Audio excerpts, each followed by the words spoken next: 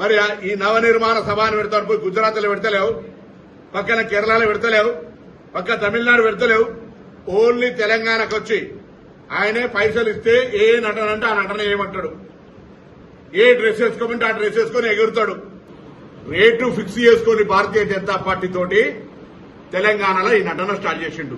తెలంగాణ మీద విషం కక్కి తెలంగాణ చూపు పడితే కోనసీమ కొబ్బరి చెట్లు ఎండిపోతున్నాయని చెప్పి తెలంగాణ నాయకులంతా అంటారు కొబ్బరి చెట్లతో చాలా ఆనందంగా ఉంటుంది, మీరు ఏమంటుందని పచ్చదనంతో చాలా బాగుంటుందండి. ఈరోజు కొబ్బరి చెట్లు ముండలు కూడా లేవు, అంత దిష్టి తగిలింది కోనసీమకి.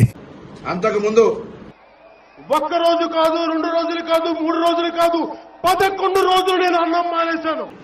తెలంగాణ ఏర్పడితే 11 రోజులు అన్నం తినటువంటి వెధవాచిక్కడ మా తెలంగాణ పట్ల ఏదో ముసలి కన్నీరు గారు తొక్కం. గూట్ల రాయి తీయలేనాడు ఏట్ల రాయి తీస్తున్నట.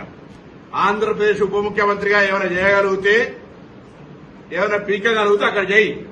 ఇక్కడికి వచ్చే నవనిర్మాణ సమితి పేరు మీద నువ్వు ఇక్కడ ఏదో చేసేటువంటి కార్యక్రమంలో ఇక్కడ ఎవడు సహించడానికి సిద్ధంగా లేడు.